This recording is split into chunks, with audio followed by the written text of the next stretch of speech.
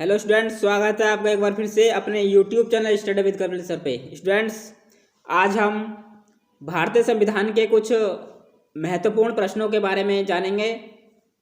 तो चलिए स्टूडेंट, शुरू करते हैं अपनी वीडियो को। तो आज का हमारा पहला प्रश्न है, निम्नलिखित में से किन्हें संविधान की अंतरात्मा के रूप में वर्णित किया गया है? ऑप्शन नंबर ए, प्रस्तावना और मूल कर्तव्य।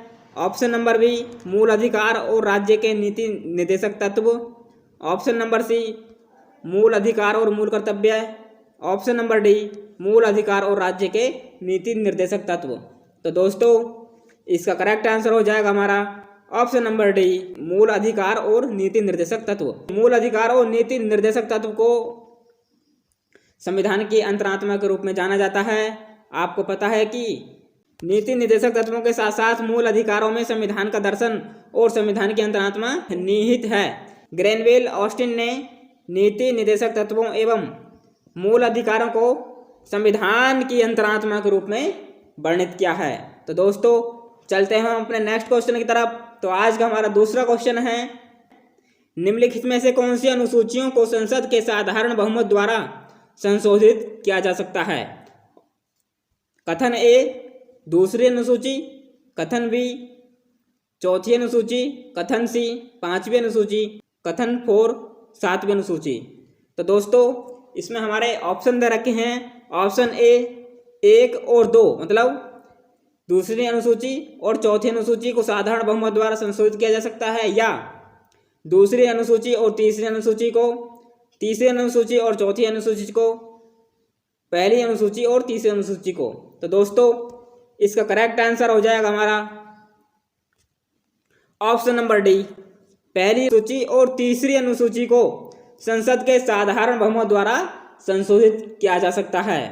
तो संविधान के अनुच्छेद 368 के सीमा क्षेत्र के बाहर अनेक प्रावधानों को संसद के दोनों सदनों के साधारण बहुमत द्वारा संशोधित किया जा सकता है। इन प्रावधानों में कौन कौन शामिल हैं? तो संविधान की दूसरी अनुसूची, जिसमें राष्ट्रपति, राज्यपाल, लोकसभा अध्यक्ष, न्यायाधीश आदि के लिए परिलब्धियों और वेतन भत्तों की व्यवस्था की गई है, उसको संसद साधारण बहुमत द्वारा संशोधित कर सकती है। पांचवी अनुसूची, जिसमें अनुसूचित जाति और अनुसूचित जनजाति क्षेत्रों का प्रशासन से संबंधित प्रावधान किया गया है, उसको संसद साधारण बहुमत से संशोधित कर सकती है।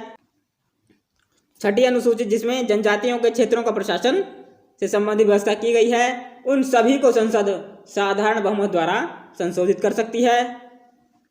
नेक्स्ट क्वेश्चन हमारा, निम्नलिखित में से कौन से कार्य भारत की संविधान सभा द्वारा संपन्न किए गए थे? तो इसमें पहला कार्य दे रखा है हमारा, भारतीय संविधान का मसौदा तैयार करना। दूसरा, भारत के राष्ट्रीय गीत का अंगीकरण करना। तीसरा, साधारण कानूनों का अधिनियमन करना। तो इसमें ऑप्शन दे रखा है केवल एक, ऑप्शन नंबर बी 1 और 2। ऑप्शन नंबर सी 2 और 3। Option number D 1, 2, 3। तो दोस्तों, इसका करेक्ट आंसर हो जाएगा हमारा ऑप्शन नंबर डी 1, 2, 3। तो आपको पता हो कि भारतीय संविधान सभा ने संविधान का मसौदा तैयार किया और भारतीय संविधान सभा ने यानी राष्ट्रीय गीत को अपनाया, राष्ट्रीय गान को अपनाया और साधारण कानूनों को अधिनियमित भी भारतीय संविधान सभा ने किया था। तो संविधान सभा द्वारा बहुत सारे कानूनों को अधिनियमित भी किया गया था। संविधान सभा ने मई 1949 में भारत की राष्ट्रमंडल की सदस्यता की पुष्टि की। इसने 22 जुलाई 1947 को राष्ट्रीय ध्वज को अपनाया। इसने 24 जनवरी 1950 को राष्ट्रीय गान को अपनाया और इसने 24 जनवरी 1950 को ही राष्ट्रीय गीत को भी अपनाया था। और संविधान सभा ने एक कार्य और किया, 24 जनवरी 1950 को भारत के प्रथम राष्ट्रपति डॉक्टर राजेंद्र प्रसाद को भी निर्वाचित किया गया था। तो इतने सारे कार्य संविधान सभा ने किए थे, जिसमें से 3 कार्य संविधान सभा ने एक ही दिन यानी कि 24 जनवरी 1950 को किए थे। तो चलते हैं दोस्तों अपने नेक्स्ट क्वेश्चन की तरफ। तो नेक्स्ट क्वेश्चन हमारा, राष्ट्रीय अनुसूचित जनजाति आयोग के संबंध में निम्नलिखित में से कौन सा कथन सही है? कथन ए, इसकी स्थापना 89वें संविधान संशोधन अधिनियम 2003 द्वारा की गई थी। दूसरा कथन है यह सामाजिक न्याय की अधिकारिता मंत्रालय के नियंत्रणाधीन है। तीसरा है, इसे अनुसूचित जनजातियों के अधिकारों के उल्लंघन के मामलों की जांच करने के संबंध में सिविल कोर्ट की शक्तियां प्राप्त हैं। तो इसमें ऑप्शन दे रखे हैं। ऑप्शन ए कहता है कि 1, 2 और 3, ऑप्शन बी कहता है 1 और 3, ऑप्शन सी 2 और 3, ऑप्शन डी 1 और 2। तो दोस्तों इसका करेक्ट आंसर हो जाएगा हमारा ऑप्शन नंबर बी 1 और 3। आपको पता होगा कि इसकी स्थापना 89वें संविधान संशोधन अधिनियम 2003 द्वारा की गई थी और यह सामाजिक न्याय और अधिकारिता मंत्रालय के अधीन है। तो इस प्रकार हमारा ऑप्शन नंबर सही हो जाएगा। तो इसकी व्याख्या की तरफ चलते हैं। कथन 1 हमारा सही है। क्यों सही है? क्योंकि अनुसूचित जातियों के हितों को अधिक प्रभावित करने के तरीके से सुरक्षा करने की तत्कालीन राष्ट्रीय अनुसूचित जाति एवं जनजाति आयोग को विभाजित कर अनुसूचित जनजातियों के लिए पृथक राष्ट्रीय आयोग की स्थापना करने का प्रस्ताव किया गया था। इसका प्रावधान 2003 के 89वें संविधान संशोधन अधिनियम द्वारा किया गया था। इस अधिनियम द्वारा अनुच्छेद 338 में संशोधन कर संविधान में एक नए अनुच्छेद 338A का समावेश किया गया था। राष्ट्रीय अनुसूचित जनजाति आयोग वर्ष 2024 अस्तित्व में आया। तो कथन दूसरा हमारा गलत क्यों है? क्योंकि यह जनतंत्रीय कार्य मंत्रालय के नियंत्रणाधीन है, इसलिए हमारा ऑप्शन नंबर दूसरा सही नहीं है। और कथन नंबर तीसरा हमारा सही है। क्यों सही है? क्योंकि किसी भी मामले में शिकायत की जांच करते समय आयोग को सिविल कोर्ट की शक्तियां प्राप्त होती हैं। तो दोस्तों चलते हैं अपने नेक्स्ट क्वेश्चन की तरफ। आज का हमारा नेक्स्ट क्वेश्चन है, मुख्य सूचना आयुक्त की नियुक्ति एक समिति की सिफारिश के आधार पर की जाती है। इस समिति के सदस्य कौन कौन होते हैं? जो मुख्य सूचना आयुक्त होता है उसकी नियुक्ति किस किस की अनुशंसा के आधार पर की जाती है? एक समिति गठित की जाती है। इस समिति में कौन कौन शामिल होते हैं? तो इसमें क्या प्रधानमंत्री शामिल होता है? क्या लोकसभा का विपक्ष का नेता भी इसमें शामिल होता है? क्या राज्य के विपक्ष का नेता शामिल होता है? प्रधानमंत्री द्वारा नामित केंद्रीय कैबिनेट मंत्री शामिल होता है? या फिर निवर्तमान मुख्य सूचना आयुक्त इसमें शामिल होता है? तो दोस्तों इसमें ऑप्शन दे रखे हैं। Option number A 1, 3, 4, option number B 1, 2, 4, option number C 3, 4, 5, option number D 1, 2, 3, 5। तो दोस्तों इसका करेक्ट आंसर हो जाएगा हमारा ऑप्शन नंबर बी 1, 2 और 4। आपको पता होगा कि मुख्य सूचना आयुक्त की नियुक्ति वाली समिति में तो इसमें प्रधानमंत्री, लोकसभा के विपक्ष का नेता और प्रधानमंत्री द्वारा नामित कैबिनेट मंत्री इसमें शामिल होते हैं। तो हम इसकी व्याख्या की तरफ चलते हैं। इसमें क्या क्या कहा गया है? तो केंद्रीय सूचना आयुक्त में मुख्य सूचना आयुक्त एवं अधिकतम केंद्रीय सूचना आयोग में एक मुख्य सूचना आयुक्त और अधिकतम 10 सूचना आयुक्त शामिल होते हैं, यानी कि इसमें 11 सदस्य शामिल होते हैं। इसकी नियुक्ति राष्ट्रपति द्वारा एक समिति की अनुशंसा पर की जाती है। इस समिति में कौन कौन शामिल होते हैं? तो इस समिति में प्रधानमंत्री अध्यक्ष होता है, लोकसभा के विपक्ष का नेता, प्रधानमंत्री द्वारा नामित कैबिनेट मंत्री इसमें शामिल होते हैं। चलते हैं दोस्तों अपने नेक्स्ट क्वेश्चन की तरफ। तो नेक्स्ट क्वेश्चन हमारा, निम्नलिखित कथनों पर विचार करना है। राष्ट्रपति शासन, राष्ट्रीय आपातकाल और मार्शल लॉ। तो उपयुक्त विशेष परिस्थितियों में कौन से भारतीय मूल अधिकारों को प्रभावित करते हैं? ऑप्शन नंबर ए केवल 1, ऑप्शन नंबर बी केवल 2, ऑप्शन नंबर सी केवल 2 और 3, option number D 1, 2, 3।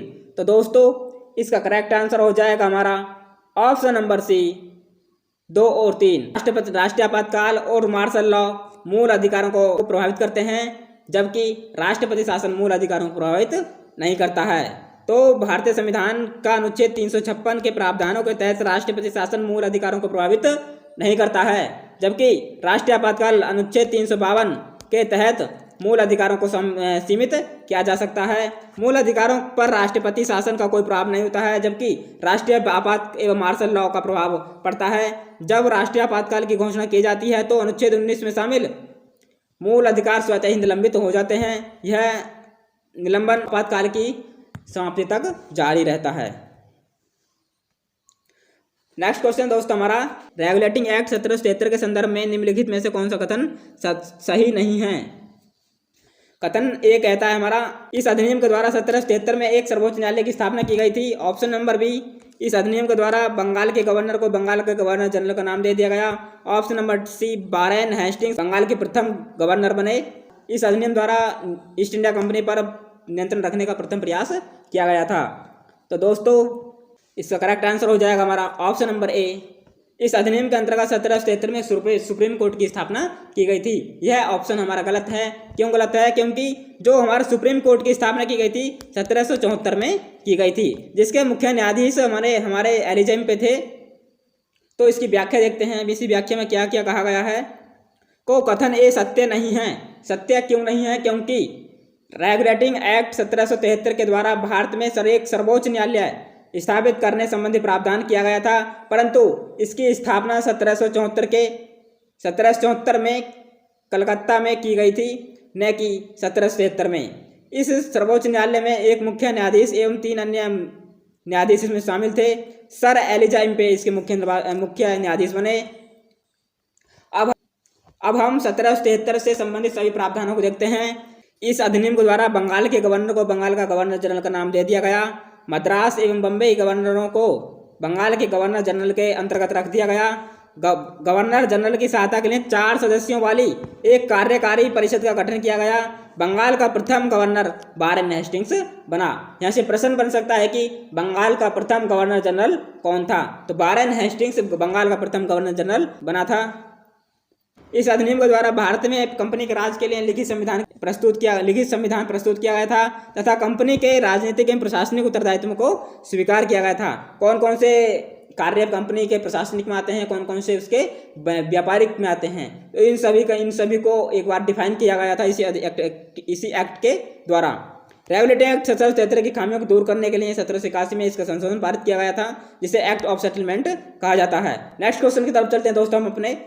Next question हमारा, पिट्स इंडिया एक्ट 1774 में निम्नलिखित कथनों पर विचार कीजिए। इस अधिनियम द्वारा द्वैध शासन व्यवस्था का प्रारंभ हुआ। इस अधिनियम के द्वारा नियंत्रण मंडल बोर्ड ऑफ कंट्रोल नाम से एक नए निकाय का गठन किया गया, जिसे व्यापार संबंधी कार्य सौंपे गए थे। तीसरा कथन कहता है कि राज्य राजनीति संबंधी प्रबंधन का कार्य संचालक मंडल के हाथों में सौंप दिया गया। चौथा कथन है कार्यकारी परिषद के सदस्यों की संख्या 4 से घटाकर 3 कर दी गई। तो दोस्तों इसका करेक्ट आंसर हो जाएगा हमारा ऑप्शन नंबर बी, 2 और 3। दूसरा और तीसरा कथन सही है। इस अधिनियम के द्वारा हमने बोर्ड ऑफ कंट्रोल नामक नए पद का सृजन किया था और राजनीति संबंधी प्रबंधन का कार्य संचालन हमने संचालक बोर्ड यानी कि बोर्ड ऑफ डायरेक्टर्स के हाथों में सौंप दिया गया था। दोस्तों अब हम इसकी व्याख्या की तरफ चलते हैं। कथन 2 एवं 3 सही नहीं है, क्योंकि इस अधिनियम के द्वारा ब्रिटिश संसद द्वारा कंपनी के राजनीतिक एवं व्यापारिक कार्यों को पृथक कर दिया गया। व्यापार संबंधी कार्यों का प्रबंधन के लिए हमने कोर्ट ऑफ डायरेक्टर नामक एक नए पद का सृजन किया और जबकि हमने राजनीतिक कार्यों के लिए हमने बोर्ड ऑफ कंट्रोल नामक एक नए निकाय का सृजन किया। तो दोस्तों इस अधिनियम के द्वारा हमने कंपनी के कार्यों को 2 भागों में विभक्त कर दिया गया, वाणिज्यिक एवं राजनीतिक संबंधी कार्य, जिन्हें कोर्ट ऑफ डायरेक्टर्स और बोर्ड ऑफ कंट्रोल के हाथों में सौंप दिया गया। इस अधिनियम द्वारा द्वैध शासन व्यवस्था का प्रारंभ किया गया। बंगाल के गवर्नर जनरल की सहायता के लिए हमने रेगुलेटिंग एक्ट 1773 में 4 सदस्यीय कार्यकारी परिषद की स्थापना की गई। इस अधिनियम के द्वारा हमने जो सदस्य संख्या थी उसको हमने 4 से घटाकर 3 कर दिया गया। इस एक्ट से संबंधित विधेयक ब्रिटिश संसद में तत्कालीन प्रधानमंत्री पिट्स यंगर ने प्रस्तुत किया था और इसलिए हम इस एक्ट को पिट्स का इंडिया एक्ट भी कहते हैं।